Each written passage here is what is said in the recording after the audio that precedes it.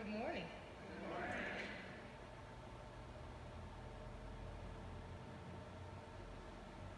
Our church has a long history of birthing sons in the ministry. However, the history of Third Baptist will teach that it is during the leadership of Dr. Amos C. Brown that our church began to birth daughters in the ministry. I was certainly not the first, and I am confident that I am not the last. I'm honored to share for a few moments about how Dr. Brown has impacted my life as a Christian, an educator, global citizen, participant in the arts, servant leader in ministry, lifelong learner, and daughter of Third Baptist Church. June 1976. I had recently returned to San Francisco for the summer after completing my freshman year at my beloved Spelman College. It was the third Sunday of June when I introduced myself to Dr. Brown and Mrs. Jane Brown. Specifically, we were at the back of the center aisle. My mom had called me to give me some information about her about Pastor Brown before I came home. One of the things that she said was that he's a graduate of Morehouse. So during that first conversation, I would be certain to share that I was a student at Spelman. Dr. Brown asked me, "What is your year?" And I responded with Spelman pride, "I am a rising sophomore." The past 40 years of my relationship with Dr. Brown has been different than most of you. Although Third Baptist certainly is my church home, where I was nurtured, baptized, discipled, mentored, and where I was given a firm foundation for Christian principles, mission action, leadership, and a passion for our world, I, unlike many in this room, have not been physically in San Francisco. I've only been physically in San Francisco once or twice a year during the past years. So, what could I share about the ministry of Dr. Brown and how it has impacted my life if I have been here so seldom? I'm glad you asked. There are just two areas that I immediately remember when thinking about the relationship which has grown between Dr. Brown and myself. The first is an insatiable appetite for the pursuit of knowledge. During the past 40 years, there have been numerous conversations between us about education, my experiences in teaching and learning, books that I've read, public school systems, churches, religion, global religions, and the like. Personally, I remember enjoying the opportunity of teaching at the Third Baptist Summer School. There was also the time that I wanted to creatively give back to my home church one summer. And Pastor Brown gave me permission to direct a full-stage musical for children and youth. I was not looking for a check or an honorarium of any type. I wanted to give our children and youth an opportunity to learn, have fun, while becoming familiar with the scripture story through drama and music. And it was a positive experience for all of us. But it was when I was in seminary at home during Christmas holidays one year that I was reminded of the pastor's insatiable appetite for the pursuit of knowledge. I was registered for an I-term that January, and for those of you who aren't familiar with that term, it is a semester. At my school, it was a semester course that was crammed into 40 hours of 1 week. The course was church administration.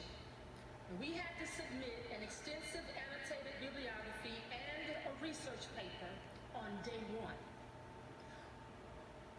I spoke with Dr. Brown at church and asked if he had any books that he could share with me while I was in town. And he said, yes, I have a few, and I'll bring them to the house.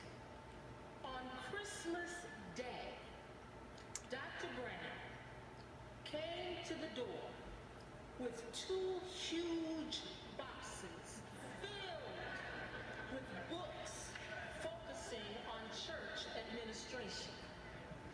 The day after Christmas, I got to work. And when I left to return to Texas, all of my assignments were completed and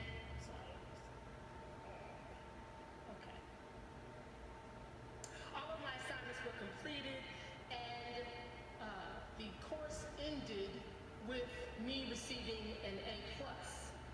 And my professor stated that my research paper was of the highest caliber and then informed me, you have been exempt from the final exam.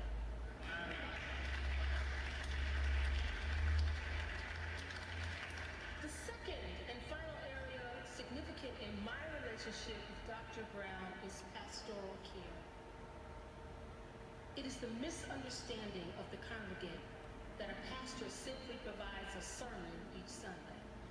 In fact, pastoral care responsibilities are just as valuable, or in many cases, more valuable than sermon delivery. Caring for one who is struggling with a difficulty, being present during the time of pain, praying with someone in crisis, are just some of the ways we exhibit pastoral care. Over the past 4 years, I have been a recipient of the pastoral care of Dr. Brown. Throughout my service with the Baptist World Alliance, I have been a recipient of his counsel, advice on dealing with overt and covert racism among colleagues in that organization. In my struggles with local church ministries before reaching one of my goals of serving in the Academy of Higher Education, Dr. Brown was there. When I was ready to be ordained to the gospel ministry, not only did Pastor Brown counsel me, but when I requested that the ordination council and worship be at Third Baptist, even though I was living in North Carolina, he heartily agreed. But his pastoral care has also been consistent through my multiple hospitalizations over the past 40 years. I am a level 4 chronic asthmatic.